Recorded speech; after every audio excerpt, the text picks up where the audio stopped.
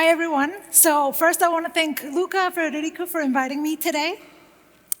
I've never been to Milan before, so it was really nice to explore the city, even though it is extremely hot. I don't know how you guys do it. So today, despite the weather conditions, I wanted to talk to you about teaching machines to perceive the world. And I'm going to be focusing on computer vision, which is one of my big passions and what I'm really passionate and hope to be working on for a long time.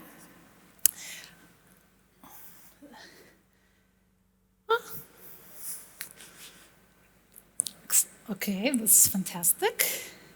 Okay, so first, I am a research scientist at Meta AI since 2016. I have been working on computer vision since 2010, and I wanted to mention that because 2010 is pre-deep learning. And believe it or not, we were doing computer vision before that. And I am very happy to actually have the chance to work on it because it made me be friends with pixels. And one of my advice for you, if you're working computer vision, is always try to be friends with pixels and then with neural networks. I am all about visual perception and visual understanding, and this is what I'm going to be talking about today.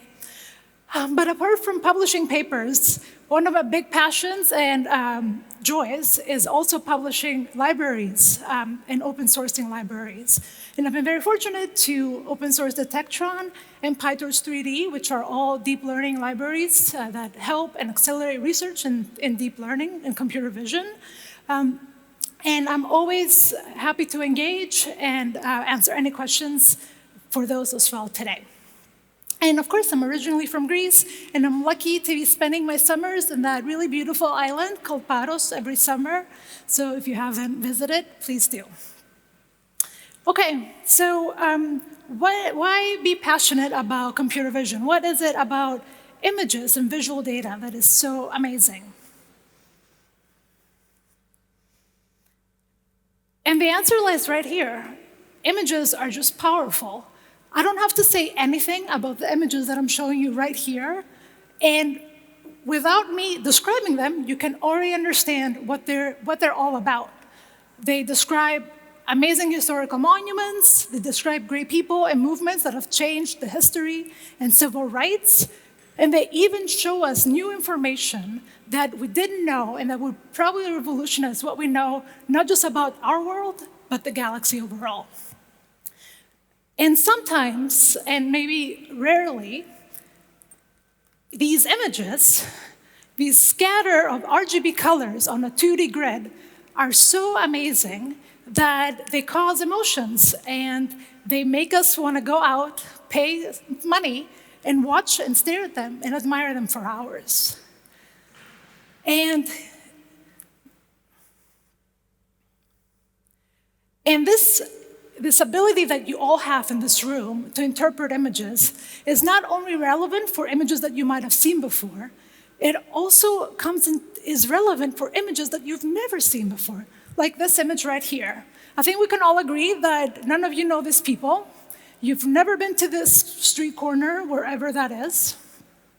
But without even trying, by naturally sitting there and digesting your lunch, I guess, you can already see what's happening. You can tell that there is a woman holding 3 bags walking away. You can tell that there is a man in the middle that's talking to this woman who is sitting on a bench, playing an accordion. And you can also tell that this is a street scene, it's a corner, and there's cars in the back. You can tell all this without any effort on your side. And this is exactly what is fascinating about humans, is their ability to interpret these images and say all these interesting things. And it's not just these properties, it's also other properties that you can tell from these images. Like, for example, the shape of the bench. You have a mental model in your head about what that object is. You also know other things, like, for example, that the woman is closer to the person that is taking the picture than the second person or the third person. So you can infer even 3D properties from just this one 2D image. And this ability of ours to say all these really nice things about images. All these things that have semantics, they have geometry, they are properties of our world, just from looking at one image, one 2D image, is what we want to make machines do as well. And of course, the question is, how do we do this? How can we endow machines to solve these complicated tasks? Especially when we all know that all the computers see, all our machines see, is row of numbers. Images are nothing else but a number array. So how can we turn these array of numbers into complicated semantic concepts? And this is what I want to talk today, and I'm going to start with some work that I've done in this space, starting with 2D object recognition, which is the task of understanding objects in 2D space from images. And then I also want to talk about 3D recognition, which is much less explored, a lot more challenging, but it will unlock a lot more new technology. This direction is something that I'm really passionate about and I think is the future of computer vision. And it's very related today in the era of metaverse and augmented reality.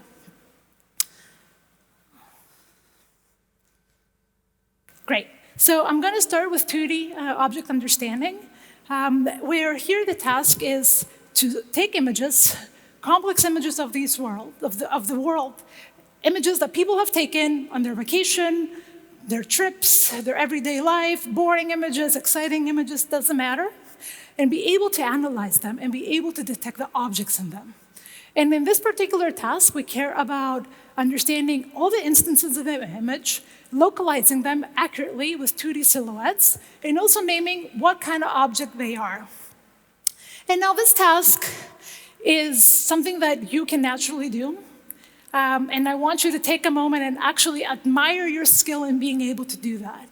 But it's not easy for machines. And the reason why it's not easy is because the world is messy, and so are these images. Look at this image right here. What the heck is going on? There is endless amount of objects. There is clutter. There is occlusion. There is truncation from the image border. There's so much going on. And this is exactly what we make our machines overcome. We want to make our machines see as good as we humans see. And in this regard, I want to present Maskr CNN. Maskr CNN has been published in ICV 2017. It's 5 years old, yet is the dominant technology in doing object recognition. And what is so great about it is that it doesn't conform to a single network architecture.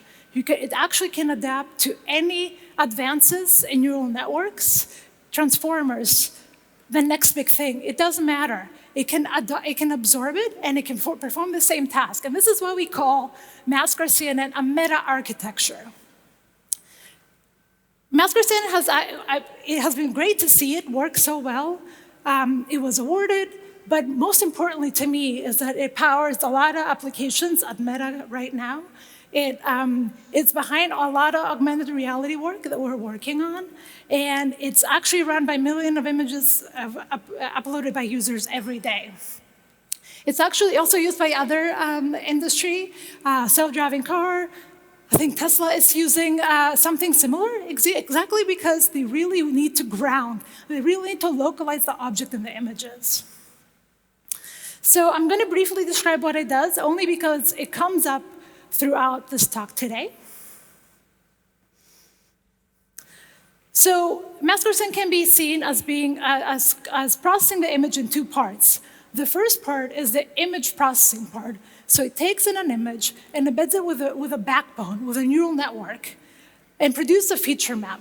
Now this backbone can be a CNN, but it can be a transformer as well, or it can be a perceiver, which is one of my favorite architectures from the last years, I think invented by DeepMind.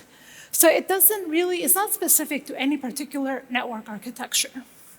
So the output of this backbone is a feature map, but also an estimation, a rough localization of all the objects that occur in the image. So understand, you start from an image that can contain any number of objects of any size and any type, and this part will be able to tell you roughly how many objects there are and where they are exactly. And then there's the second part of the network, which is the the task-specific heads. So these heads are smaller networks which take in features from the regions. Thank you. Take in features from the regions localized before, and they process them to output whatever task you're solving. In the case of instance segmentation, where we want to mark the silhouette of the object, it will predict the silhouette of every object. So all of this code and data code and models are actually released in the Detection Tool library, and you can play with them today.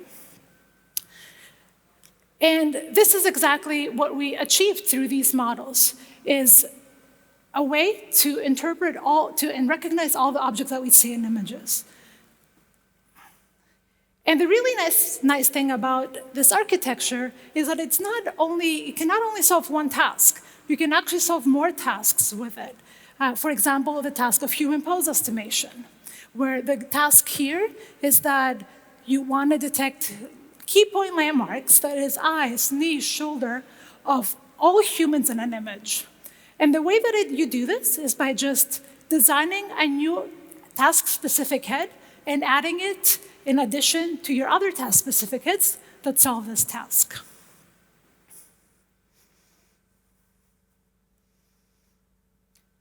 And finally, here is a video showing the model deployed frame by frame without any smoothing. And I always like to show this video because one key challenge in taking models that are developed for research purposes and putting them into products is robustness. You really want your model to not flicker. You really want it to stably detect the right thing. And this is a true testament to how robust models like Mask or CNN are, and this is exactly why they were keenly received from product teams to be used.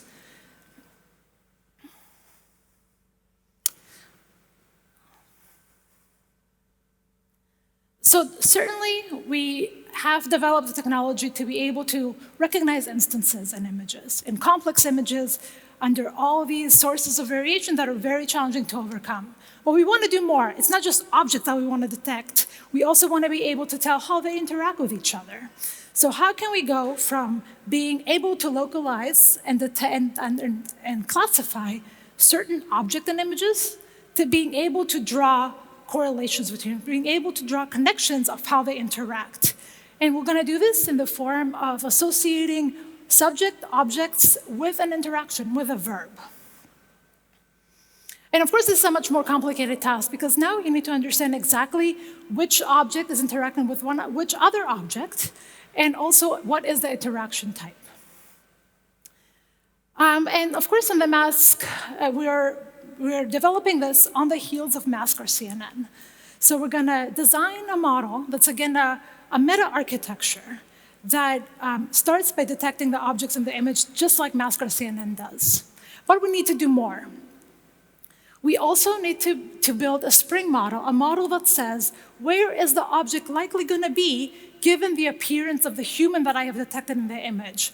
And it's that appearance of the human that mostly tells us where that object can be. And you can see some examples right here where blue is a detected human, and the red is a heat map with the mode being the yellow dashed line that's telling you where is the object going to be likely in. And finally, we also want to build visual representations that are interaction specific. Why? Because objects, when they interact with humans, have a different appearance and different properties than objects that are just present in isolation. And we want our model to be able to understand exactly how these models look in order to be able to perform better and recognize these objects much better.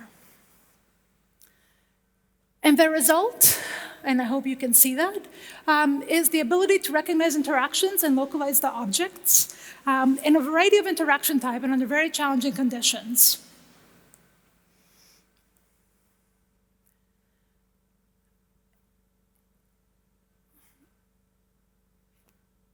So these types of results are definitely what have been great achievements in the past decades.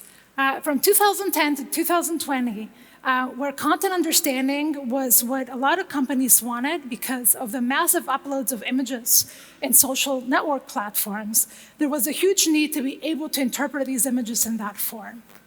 And I actually remember when I first joined Facebook in 2016, we had talks with executives who were very skeptical about the use of object detection in products. They weren't convinced that it was working yet, and they weren't convinced that it was really necessary to have them.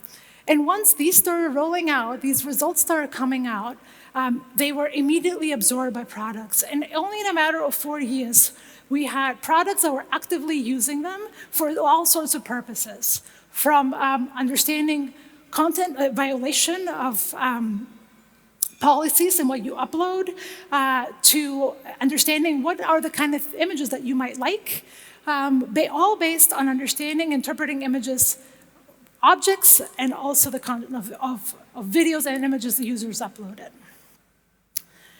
But I am a scientist, so all I want to do is not just see my work being used by products, but also investigate what is going on and what are our model's limitations. And the fact is that these models have tons of limitations. And the limitation stems from the fact that they interpret the world as if it's flat. All these models see is images of a very complicated 3D world, all projected to a 2D image grid. And you can see this if you dig deeper into the models and look at errors. And I want to show you 2 errors from this previous work of localizing and detecting interactions. And as you can see here, the network correctly has identified the interaction and the objects, but it has failed to associate the right object with the right human. And it's always when it comes to these more challenging tasks that require grounding where you see the limitations of these models. So now let's think what you do in order to solve this task. What makes you get to the right answer, that the fact that this woman is actually holding this glass and not this glass? You're using a lot of 3D cues. You're using the fact you're actually reasoning about the pose of this woman in 3D space, about points of contact with the glass, about the fact that this glass is further away from the camera, so is this woman, so this is how you know that they're more grouped together. So these are all cues that you're using, again, naturally, but that our model is not really asked to extract. Nor is the data of that form that it would lead it to extract it. And there is not just the limitations, it's also the fact that we are, the 2020 and above is a new era, and we want to build more things. And I know that metaverse is a loaded word. I know that you all have various feelings ranging from super fan to what is this bullshit? I hear you. But it's inevitable that we are going to move in a space of augmented, virtual, or mixed reality. And while some CEOs might have one opinion of what that is, I am very excited about this era for a different reason. I want to see a lot of the work that we do in perception be used in assistive technology. I want to be able to help humans in everyday activities, performing tasks that they might not do, or even make them do it faster. But for that to happen, models need to work in the space that humans operate in, which is the 3D space. And for that, we need to graduate recognition and perception from 2D to 3D. And so, how we do this is completely unexplored, I'm going to tell you, compared to 2D. Progress is slower, reasonably so. I'm going to try to explain a little bit today. But it's been the line of work that I've tried to pursue in the last years. And today I want to cover some of these topics in visual recognition in the 3D space, from 3D object detection to 3D shape estimation, And also how we can get to 3D without the need of expensive 3D supervision. So first, I want to talk about 3D object detection. So here, the task is simple, conceptually. Again, you start from RGB images. These are the input to your model. And the task is for the model to predict 3D properties of the object. That is, how far is the object from the camera, how in meters, what are the dimensions, how wide, high and deep is it, and also what is its orientation. In simple terms, you want to predict a 3D tight bounding box around the object and that you place in the 3D scene. And again, talking about the need for models to work under challenging conditions, you want this to happen in the wild. You don't want to be narrowed down to domains. You want to work with images of complex scenes, any number of objects, and for many objects. And what I'm showing here is some results of a project that I think we archived today that is tackling this task. And how you get to generalizable 3D object detection is what I'm going to cover right now. But before, I want to describe a little bit what the landscape is in 3D object detection today. So first, and I think that it was also covered today a little bit by Alexander, self-driving cars and autonomous vehicles are in desperate need of understanding objects in 3D space. And the research community has been trying to tackle 3D object detection in urban scenes, in roads. But inevitably, a lot of these methods end up being tailored to this particular scene. And that's fine. When you want to build a product that works in one specific domain, it's fine to actually you make and focus and make assumptions on that domain. But the focus here, unfortunately, does not help us transfer these models to all sorts of scenes. And then there is some effort in indoor domains. And here again, the data sets are unfortunately very small, which is bad if you want to learn robust models that generalize. They almost always contain student apartments and labs because these data sets were created by students who were going around capturing their own apartments, which of course is fine, but again is an impediment to transferring these models to wider domains.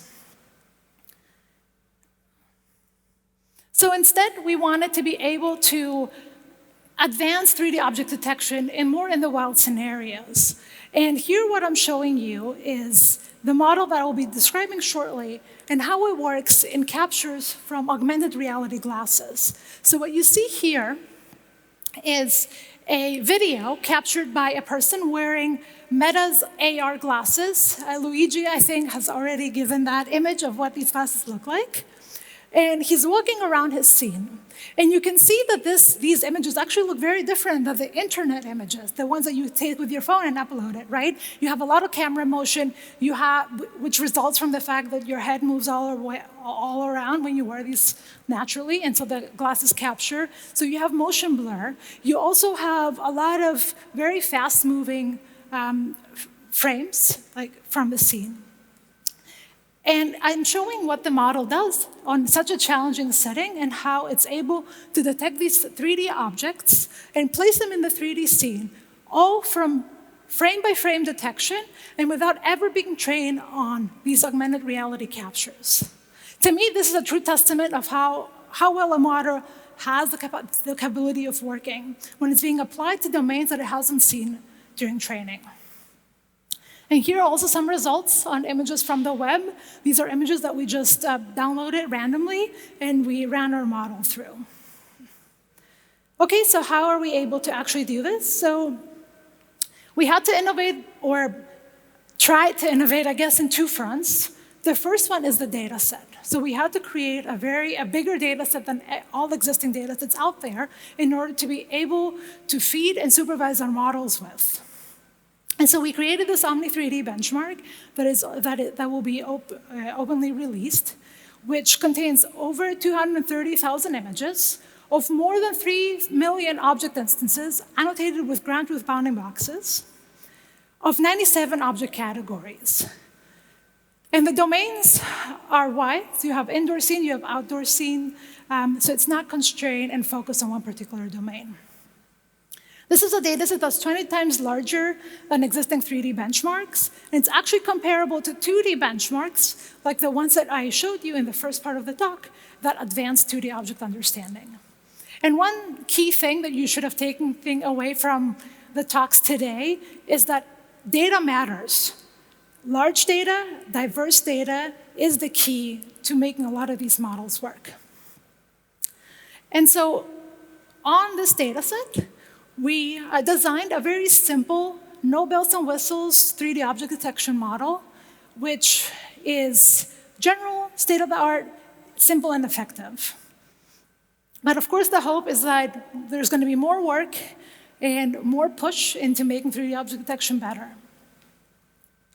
So just a brief description of the model.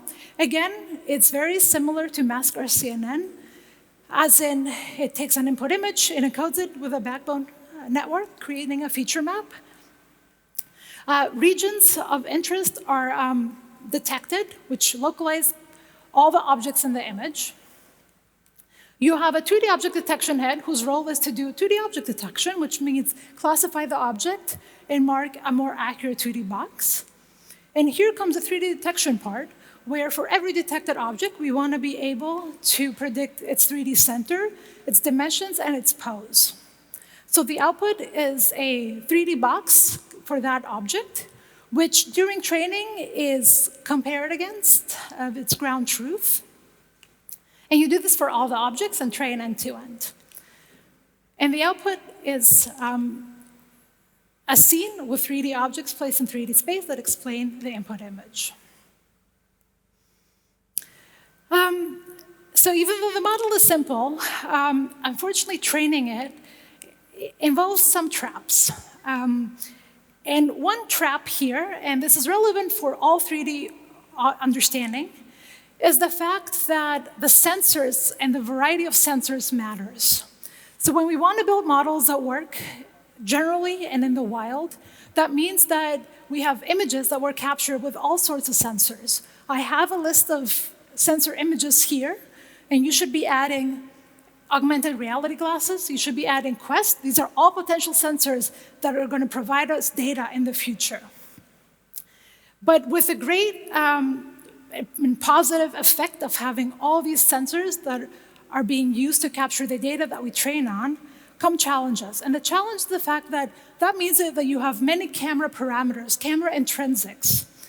And one particular one is the focal length. The focal length, in layman terms, defines the scale of the 3D world that is being captured in the image. But when you have many focal lengths, it becomes difficult to overcome the confusion that they bring, that this variety of scale brings in the model. And while we want to have variety in cameras, we need to find ways to overcome that source of variation. And this was something that 2D object recognition does not care about, but in 3D object understanding, when the goal is to predict in metric space the distance and dimension of the object, it's very important to overcome this. And I want to briefly explain why that is. So I want to see if this gets across. And so to understand why it's confusing to have varying focal lengths in a data set, I want to show you these two images. I hope that you can all see them. So these two images actually kind of look similar.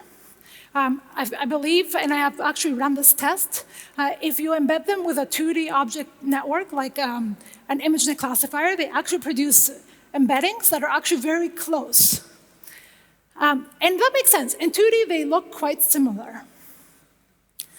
But in 3D, and what's happening in the 3D behind the image, like in front of the cameraman, what's happening here is very different. So this object and this object have very different dimensions because one is a toy and one is a real expensive several $100,000 car. One is close to the camera, the other one is further away from the camera.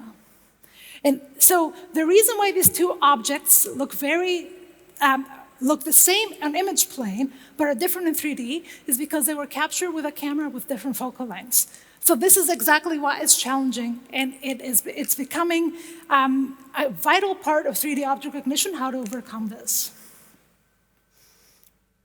Okay, so actually, of course, that's not my invention. Euclid said this, well, he didn't say exactly this, but many years later, the math follows, is that the same input image can be explained by infinite combinations of camera focal length and object depth.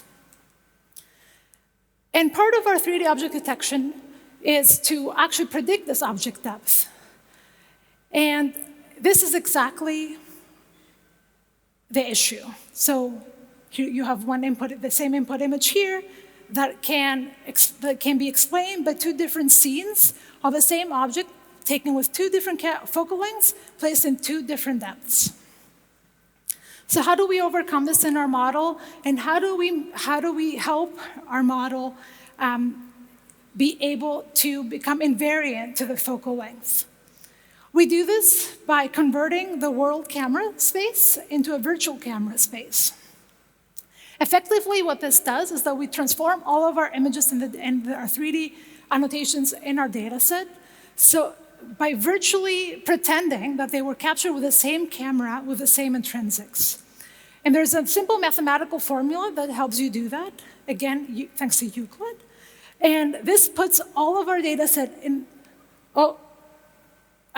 okay. There is supposed to be some math there. Let's just pretend that it's there. So what effectively that does is that your data and your scenes now live in the same space that is much friendlier for your model to regress to. And I'm sorry, and there is another added benefit. And I'm getting a little bit more into the nitty-gritty details of how to make these things happen. But if you work in computer vision and you've tried to train any object recognition model, or any model really, you know that data augmentations are a fundamental part of training, of the training recipe. So you always augment your data when you train models, because that helps you avoid overfitting, and that makes a model more robust. This is true for image classification, 2D object detection, semantic segmentation, and so forth. But in 3D recognition, data augmentations, for exactly the same reason that I described before, bring ambiguity. By changing the size and by clipping or by horizontal flight images, you're actually creating ambiguity about what is the underlying 3D scene. And the added benefit of virtual cameras is that it helps you eliminate that confusion. So now we can also train these models with data augmentations. And the impact on performance is actually quite big. Removing virtual depth and removing data augmentation during training decreases performance significantly. So the lesson learned here is that if you work for 3D object recognition, then virtual camera is something you should consider doing if you have a very diverse data set that you're training from. And the second challenge is efficiency. The bad thing about 3D, even though it's extremely exciting, is that 3D operations are slow and inefficient. We have put a lot of work into making efficient tools for 2D image understanding. PyTorch, TensorFlow, they all are extremely well engineered in being efficient for grid-based operations. But when it comes to 3D operations, things actually become quite inefficient. And that creates a problem in how fast we can train models and how fast we can evaluate, and does impact our training cycle. So we want to overcome this. And an example to show you the inefficiency issue a little bit is this operation that is an intersection over a unit in 3D. Intersection over a unit is a conceptually very simple concept. You want to measure how close two boxes are. So you measure how much they overlap and divide by the union. And we do this in 2D and you do this in 3D. Now, in 3D space, of course, things get a little trickier. In prior implementations, though very good and very smart solutions, were not fast enough. Actually, with this prior implementation from the Objectron team, it would take us several weeks to train our models and several days to evaluate it. That is not acceptable if you want to train with such big data. And of course, the fault is not in whoever is implementing these solutions. It's just a challenging space, and you need to create efficient libraries and frameworks which are not there. So this is something that we had to engineer, and we had to put a lot of effort into making these operations efficient. And we did this, and these are all included in our PyTorch 3D library, which includes a really fast intersection over union, which is a 400, which is faster than previous implementations. And look, I mean, I wish that the Palm coder could do this without me having to sit down and bang my head against the wall and doing it. So if AI can help us do this faster, that would be fantastic. That would accelerate all of our research. And so these two challenges were basically the two challenges that we had to overcome to get to these results, and I'm showing you more images. And more images, and you can see more in the paper. But of course, we want to move beyond 3D bounding boxes. 3D bounding boxes are just one crude attempt to understand object in 3D space. In particular, it will be nice to actually have finer representation of objects, such as explain objects in 3D meshes. And this is why I'm excited about 3D recognition and computer vision, is because of all of these fantastic output formats that we can envision producing from 2D images. And I think this is where computer vision and language are a little bit different, is that our output space can be really anything, because whatever we can imagine. But it can be language, it can be silhouettes, it can be 3D meshes, it can be 3D scenes, it can be anything you want.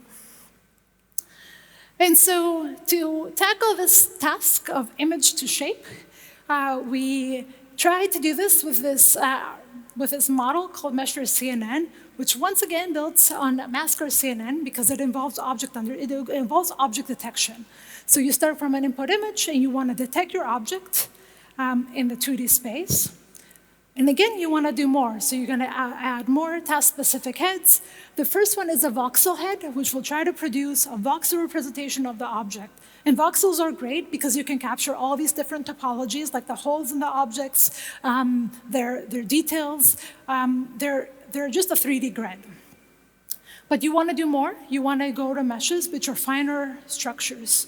So you convert your voxel into a mesh, and you refine it using graph convolutions in order to produce a final mesh. And of course, during training, you supervise it with 3D ground truth, and you train the model end to end.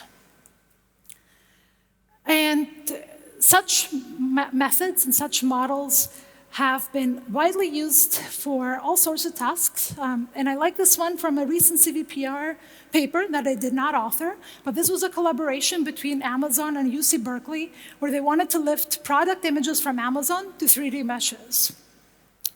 And they found that Measure CNN actually performs better than all other prior methods that use other 3D representations. And of course, it's not just product images. Again, we want to apply these models from any images, no matter how complex the objects in the scenes. Okay, so I covered these four different pillars, four different tasks, and examples of how you can solve 2D recognition, 2D object recognition, action recognition, 3D object detection, and 3D shape prediction. And all towards this goal of being able to explain and interpret objects and scenes and images. And behind a lot of this is a lot of knowledge on how to design and how to train these models for your task. And all of these are examples of supervised learning. All of these models were trained with 3D ground truth, which means that we have data sets of pairs of images and ground truth information, where the ground truth varies, of course, depending on the task. And to get these data sets, they require annotations. Collecting annotations is a vital part of our research, unfortunately. We want to get big data sets that have images and ground truth information that will help us train our models. And usually what they entail is that you hire people and you pay them in order to annotate whatever it is that you need for your task. And this is a very common paradigm in computer vision to have data sets with these annotations. And recent methods and recent approaches that we see, like CLIP or in language-based and the large language models, they might not be following annotation collection, but there's certainly a lot of data engineering. Because once again, having the right data to train your model is one of the most important parts in order for the models to work well. But the problem is that for 3D recognition, collecting 3D annotations is actually very challenging. First of all, they involve very timely annotation pipelines. Also, they require specialized skills because in order to ask people, for example, to draw 3D meshes, 3D ground truth, you have to use AutoCAD or Autodesk. These are all specialized tools that someone random cannot do, which means that you cannot really crowdsource this. And all this makes it impossible to collect at scale. So the path forward for 3D recognition is to find creative ways with which you can learn without 3D supervision. And I know that you've heard a lot about self-supervision, semi-supervision, or unsupervised learning. It is a very promising direction in computer vision and other directions as well within AI on how to learn from data without having direct supervision for the task that you want to perform. But predominantly, they have been used for kind of simple tasks like classification, on how you can learn for more data in order to perform object recognition for the whole image. But for 3D, it's becoming a roadblock because we will never get 3D annotations at scale. So we need to find those ways and move beyond simple tasks and find ways to deploy self-supervised learning for 3D. And I want to briefly talk about this work in the remaining 2 minutes, which was published at the CVPR, which tries to go from input image to 2D recognition to 3D shape and layout. And it tries to do this without ever using 3D supervision at all during training or testing. And the idea is very simple. We're going to get to 3D by leveraging 2D supervision. We know how to do 2D tasks. We have been very good at it for a decade now. We also we know how to collect 2D annotations, so we should use it. And we should use it to do more complex things like 3D. And so the way that we're going to do this is that we're going to leverage videos. We're going to leverage multiple images coming from video frames. And we're going to leverage instance annotations and instance tracks. So the idea is simple. We're going to take 2 views of one video frame. I'm showing this for this toy example right here. And we're going to treat one as the input image whose predictions will try to explain the target image, the second image. So very quickly, what this looks like is we're going to take, okay, this is supposed to be showing differently. Okay, let's see what it does. So you're going to have an input image. You embed it in a feature map. You embed it with a backbone create a feature map and regions of interest.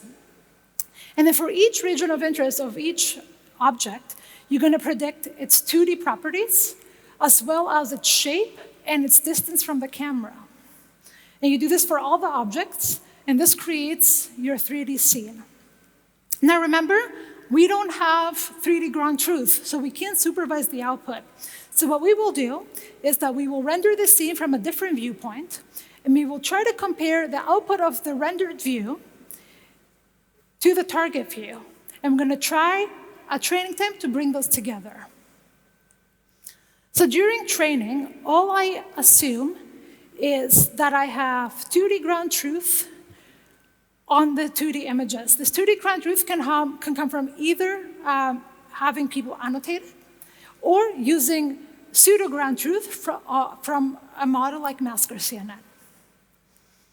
And another important component is the rendering operation, the one that will render the predicted 3D scene to the target view that you're then going to compare to.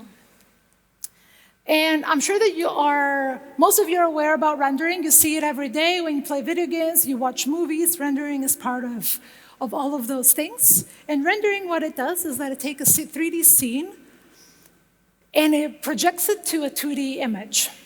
Now, differentiable rendering tries to compute gradients of from the final RGB image all the way to the shape, the camera, the textures, and whatever other properties you have. It's a really hot topic in graphics rendering pipelines and differentiable rendering pipelines. But once again, we care about efficiency here because we want to train these models fast and we have many objects. So we try to invent or develop, actually, a modular and efficient differentiable renderer that is customizable and runs fast, with which you can train your deep learning models. And this you can find also in our library in PyTorch 3D. So okay, these are nuts, okay. So I'm going to show you some results, though they're very stretched out, of what our models produce. And you can, there was more there, but I think maybe something happened with the video, but you can find more in the project webpage. And I know I'm over time, so I want to conclude by saying that I am really excited about turning images into semantic concepts in both 2D and 3D, and today I try to give you an overview of what that means and how one could build models of that sort. But I want to focus on the fact that developing models goes hand with engineering. Engineering should not be a scary word. Everyone that's doing AI right now, in my view, should be a really good software engineer. I unfortunately was in a Twitter debate a week ago about this. I think it's a fundamental part of our job in what goes into making a lot of these models work. And finally, 3D understanding needs creative solutions that do more with less 3D supervision. And this is the part that is very underexplored and a direction that I think will be very promising and fruitful in the coming years, especially with an emphasis on augmented and mixed reality. And it's the path that I would be working into. So if you are interested in this path, please, I'm happy to talk to you. And I want to thank you. And yeah. Very much.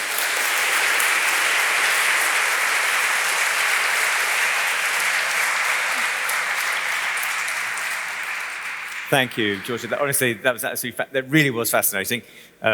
If anybody can solve the problems of transferring keynotes to PowerPoint, please, you're all developers. Can someone please do that? I can't, we can put people on the moon, but we can't transfer one slide deck to another slide deck and actually make it work. Anyway, that's just a personal bugbear that I will get off my chest right now. We have time for 2 questions, just 2.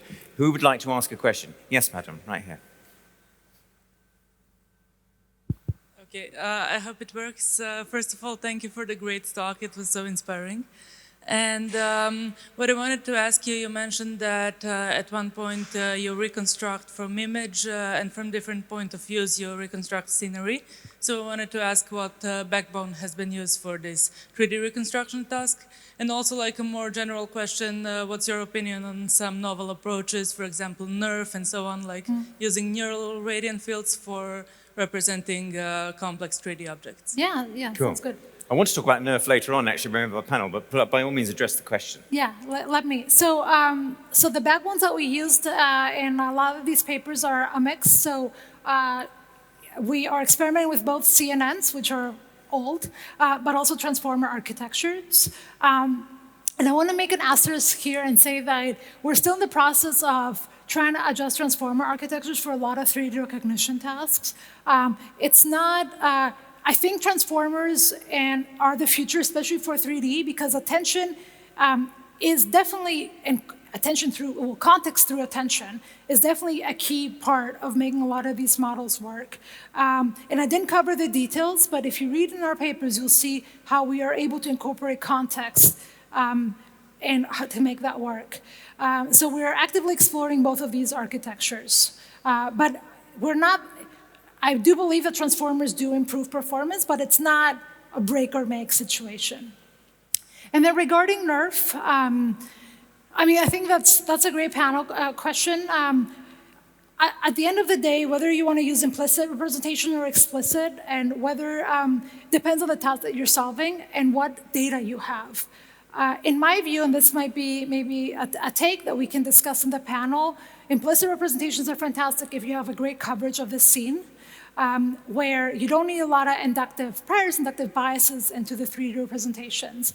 But when you don't have that great 360 coverage and you have sparse views, then explicit representations, though, offer, through their connectivity, they help you regularize. So I wouldn't be religious about representations. I would use them depending on the task that you have.